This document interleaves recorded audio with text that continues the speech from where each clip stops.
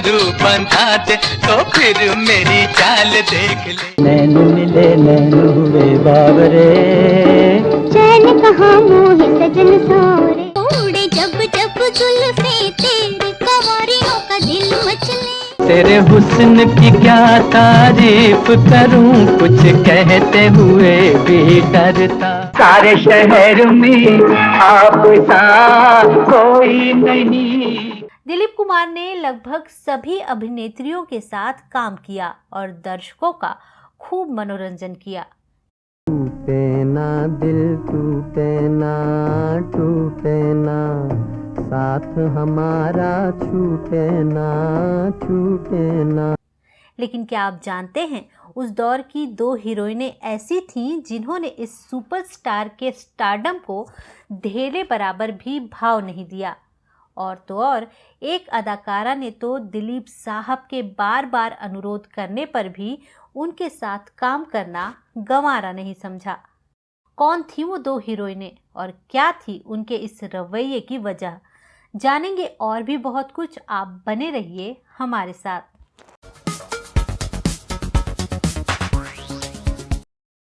नमस्कार दोस्तों, मैं हूं नीलम शुक्ला देवांगन और आप देख रहे हैं ड्रामा सीरीज इंडियन। मेरा चांद मैं तेरी चांदनी। 40 के दशक की मशहूर अभिनेत्री सुरैया। नहीं दिल का लगाना, कोई दिल लगी। जितनी बला की उनकी खूबसूरती थी, उतनी ही सुरीली उनकी आवाज भी थी। मैं दिल में दर्द बसा लाई, नैनों से नैन मिलाई। बचपन से ही वो मुंबई रेडियो पर बच्चों के कार्यक्रम में गाने गाती थीं। उस दौर में राज कपूर और आगे चलकर मशहूर संगीतकार बने मदन मोहन भी उनके साथी कलाकारों में से थे। महज 7 साल की उम्र से हिंदी फिल्मों में अपनी अदाकारी का जलवा बिखेरने वाली सुरैया जमील खान की सफलता की कहानी बेहद दिलचस्प है। वो जब करीब 12 साल की हुई तो स्कूल की छुट्टी के दौरान अपने मामा और तब के मशहूर विलेन जहूर अहमद के साथ मोहन स्टूडियो में फिल्म ताजमहल की शूटिंग देखने गई थी। फिल्म के डायरेक्टर नन्नू भाई वकील उनकी सुंदरता से इतने प्रभावित हुए कि उन्होंने अपनी मौजूदा हीरोइन को रिप्लेस कर उन्हें मुमताज महल का रोल दे दिया।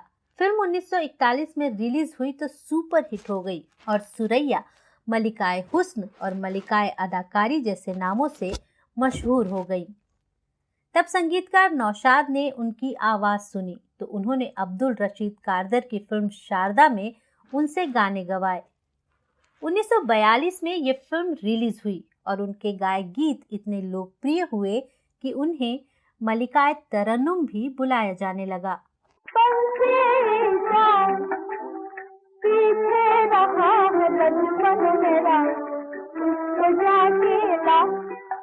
सुरैया को बॉम्बे टाकीज की मालकिन देविका रानी ने अपने यहाँ 500 रुपए प्रति माह की नौकरी पर रख लिया था, जो उन दिनों एक बड़ी रकम मानी जाती थी। सुरैया ने इस बैनर तले 1943 में रिलीज हुई फिल्म हमारी बात में शानदार अभिनय किया। हालांकि देविका रानी उनके अभिनय से बेहद प्रभावित थीं, लेकिन अशोक कुमार और शशधर मुखर्जी आदि से मिले धोखे के कारण उनकी कंपनी बॉम्बे टॉकीज की हालत बिगड़ने लगी थी। उनके पहले पति हिमांशु राय का 1940 में ही निधन हो चुका था और वो 1945 में कंपनी बंद कर रूसी चित्रकार श्वेतलाव रोएरिक से शादी कर फिल्मों से दूर चली गई। उनके जीवन की पूरी कहानी एक अलग वीडियो में है, जिसका लिंक आई बटन में दिया हुआ है। देविका रानी के बाद उन्हें अपनी पहली फिल्म फूल उतारा लीजेंडरी डायरेक्टर के आसिफ ने। यह फिल्म भी सुपर हिट रही। इसके बाद आसिफ ने उन्हें एक और फिल्म जानवर के लिए दिलीप कुमार के साथ कास्ट किया था। इस फिल्म में इस खूबसूरत अदाकारा के साथ काम करने की इच्छा दिलीप कुमार ने रखी थी, क्योंकि वो सुरैया की सुंदरता से खासे प्रभावित थे। दिलीप कुमार ने फिल्म के डायरेक्टर के आसिफ के साथ मिलकर सुरैया के साथ शारीरिक छेड़छाड़ करने की योजना भी बनाई थी, लेकिन वो नाकाम हो गई। इसकी भी पूरी जानकारी हमने अपने पिछले वीडियो में दी है, जिसका लिंक आई बटन में है। बाद में सुरैया का दिल तब के सदाबहार एक्टर देवानंद से जुड़ गया।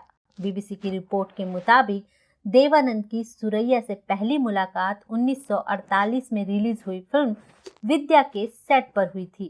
किनारे किनारे चले जाएंगे, जीवन की नैया को खेते हुए। देवानंद अपनी आत्मकथा रोमांसिक विद लाइफ में लिखते हैं कि विद्या के सेट पर गाना चला, कैमरा रोल हुआ, सुरैया ने मुझ पे गले लगाया, मैंने उनकी सांसों की गर्माहट महसूस की, मैंने उनके हाथों को चूमा और फिर उनकी तरफ एक फ्लाइंग किस उछाला। सुरैया ने उनके हाथ के पीछे का हिस्सा चूमकर उसका जवाब दिया। निर्देशक ने चिल्लाकर कहा, ग्रेट शॉट, और फिर शुरू हुआ दोनों के बीच के प्यार का सिलसिला। सपनों में नाचती है हंस हंस के जिंदगानी। फिल्म विद्या की शूटिंग के दौरान एक हादसा हुआ जिसने देवानंद और सुरैया को करीब ला दिया। दरअसल हुआ यूं कि फिल्म विद्या का एक गाना बोट पर फिल्माया जा रहा था। शूटिंग के दौरान नाव पलट गई। देवानंद ने अपनी जान की बाजी लगाकर सुरैया को डूबने से बचा लिया।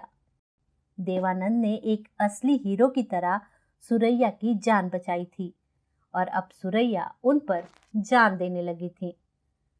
हादसे के बाद सुरैया ने कहा था कि देव सिर्फ पर्दे के ही हीरो नहीं, असल जिंदगी में भी दिलेर हैं। सुरैया और देवानंद की एक के बाद एक 7 फिल्में आई जो सुपर डुपर हिट रहीं। दोनों कलाकारों ने समझ लिया कि पूरा देश उनकी जोड़ी को पसंद करता है। मैं कह दूं तुमको चोर तो बोलो क्या करोगी। दोनों को सबसे पॉपुलर स्क्रीन कपल के रूप में देखा जाने लगा। तो असल जिंदगी में भी दोनों के बीच मोहब्बत का आलम कुछ ऐसा ही था। बाजे बाजे रे पायल, बाजे रे पायल, बाजे बाजे रे पायल। दोनों ने शादी करने की ठान ली। सुरैया की नानी और उनके मामा जहूर अहमद इस रिश्ते के सख्त खिलाफ थे क्योंकि मामला दूसरे धर्म का था। किस्सा मशहूर है कि दोनों ने फिल्म के सेट पर शादी करने का फैसला कर लिया और मंडप के सेट पर असली पंडित को भी बुलवा लिया था। कहते हैं ये बात फिल्म स्टूडियो के टेक्नीशियंस के जरिए दिलीप कुमार तक पहुंच गई और उन्होंने फौरन सुरैया की नानी को इसकी सूचना दे दी। सुरैया की नानी फौरन सेट पर आ धमकी और सुरैया का हाथ पकड़कर उन्हें घसीटकर वापस ले गई। बाद में सुरैया को उनके रिश्तेदारों ने समझाया कि वो अगर देवानंद से शादी कर लेंगी तो पूरे देश में हिंदू मुस्लिम दंगे होने लगेंगे।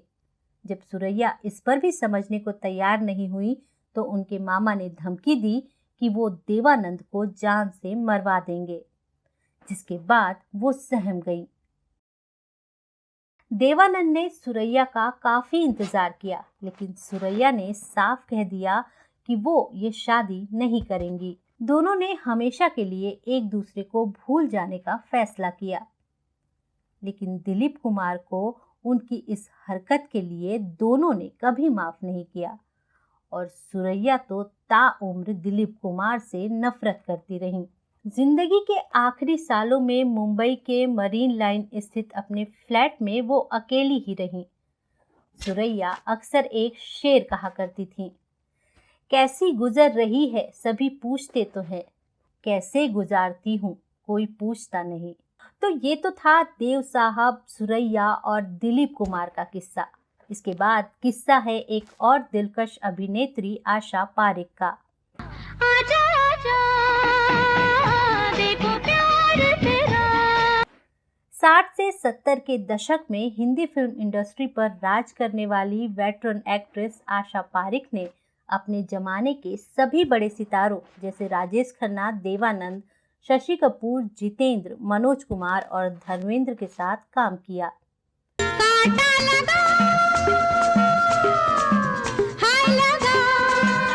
लेकिन वो दिलीप कुमार के साथ कभी नजर नहीं आई, वो भी उस दौरान जब ट्रेजेडी किंग दिलीप कुमार के साथ हर एक्ट्रेस काम करना चाहती थी क्योंकि वो बॉलीवुड के सबसे बड़े सितारे थे।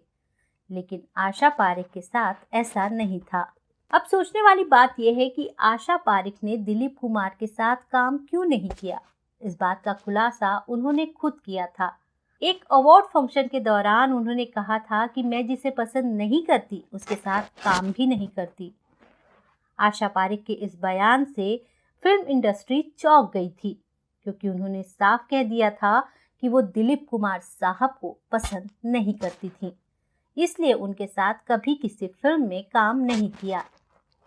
हालांकि बाद में उन्होंने एक पब्लिक स्टेटमेंट में कहा था कि वो दिलीप कुमार के साथ काम करने को बेकरार हैं, लेकिन लगता है अब शायद उन्हें ये मौका कभी नहीं मिल पाएगा। दिलीप कुमार जब बीमार होकर अस्पताल में भर्ती हुए तो आशा पारेख ने वहां जाकर उनका हालचाल भी पूछा और उनके ठीक होने की कामना भी की। हालांकि ये दुआएं ज्यादा दिन तक दिलीप साहब का साथ न दे पाईं और 7 जुलाई 2021 को उनका निधन हो गया। तो दोस्तों, आपको हमारा वीडियो कैसा लगा हमें कमेंट्स करके ज़रूर बताइए। तो अब अपनी दोस्त और होस्ट नीलम शुक्ला देवांगन को दीजिए इजाज़त। नमस्कार।